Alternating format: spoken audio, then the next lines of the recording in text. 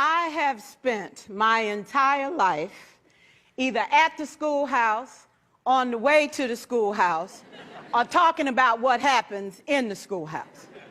Both my parents were educators. My maternal grandparents were educators.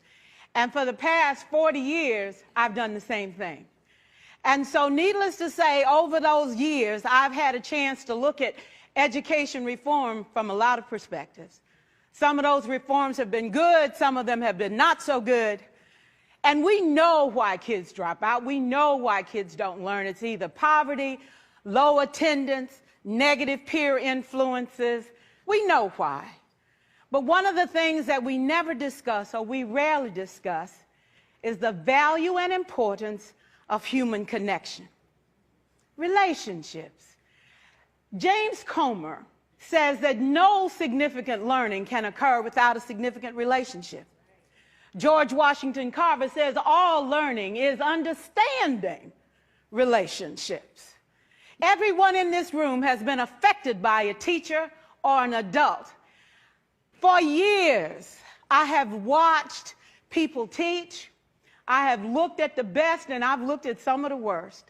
A colleague said to me one time, they don't pay me to like the kids. They pay me to teach a lesson. The kids should learn it. I should teach it. They should learn it. Case closed. Well, I said to her, you know, kids don't learn from people they don't like.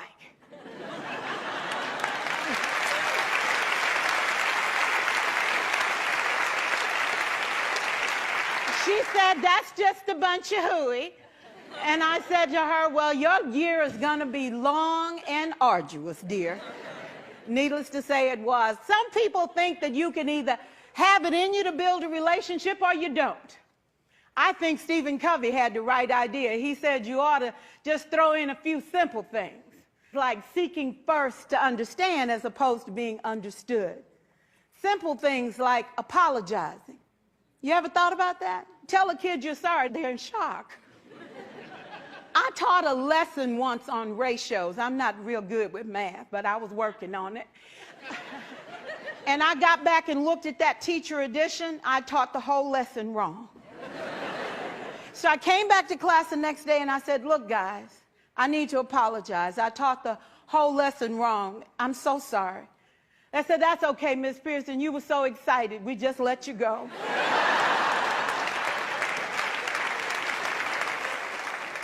I have had classes that were so low, so academically deficient that I cried.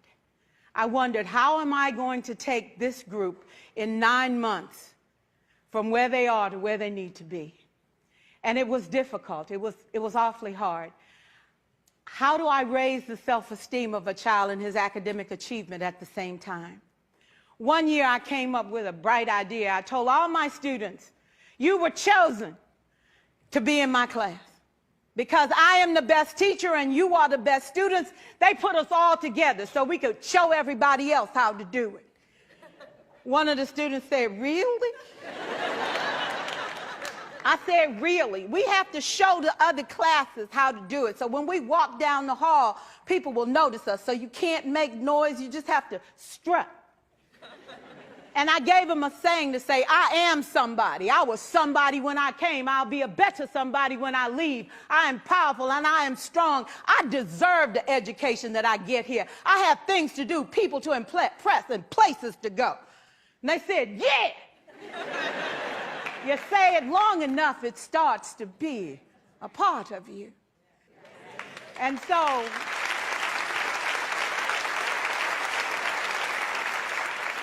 I gave a quiz, 20 questions. Student missed 18. I put a +2 on this paper and a big smiley face. He said, Miss Pearson, is this an F?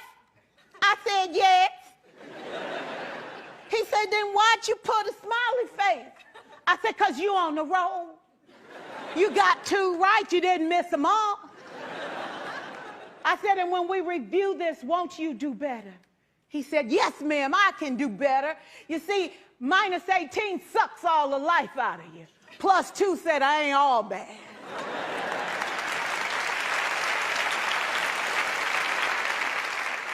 4 years, I watched my mother take the time at recess to review, go on home visits in the afternoon, buy combs and brushes and peanut butter and crackers to put in her desk drawer for kids that needed to eat, and a washcloth and some soap for the kids who didn't smell so good. See, it's hard to teach kids who stink. And kids can be cruel. And so she kept those things in her desk, and years later, after she retired, I watched some of those same kids come through and say to her, you know, Miss Walker, you made a difference in my life. You made it work for me. You made me feel like I was somebody when I knew at the bottom I wasn't. And I want you to just see what I've become. And when my mama died 2 years ago at 92, there were so many former students at her funeral. It brought tears to my eyes, not because she was gone, but because she left a legacy of relationships that could never disappear. Can we stand to have more relationships? Absolutely. Will you like all your children? Of course not. And you know your toughest kids are never absent. Never. You won't like them all, and the tough ones show up for a reason. It's the connection. It's the relationships. And while you won't like them all, the key is they can never, ever know it.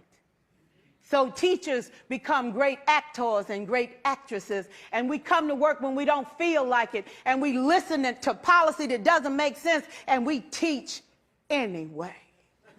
We teach anyway because that's what we do. Teaching and learning should bring joy. How powerful would our world be if we had kids who were not afraid to take risks, who were not afraid to think, and who had a champion? Every child deserves a champion, an adult who will never give up on them, who understands the power of connection and insists that they become the best that they can possibly be. Is this job tough? You betcha. Oh God, you betcha. But it is not impossible. We can do this. We're educators. We're born to make a difference. Thank you so much.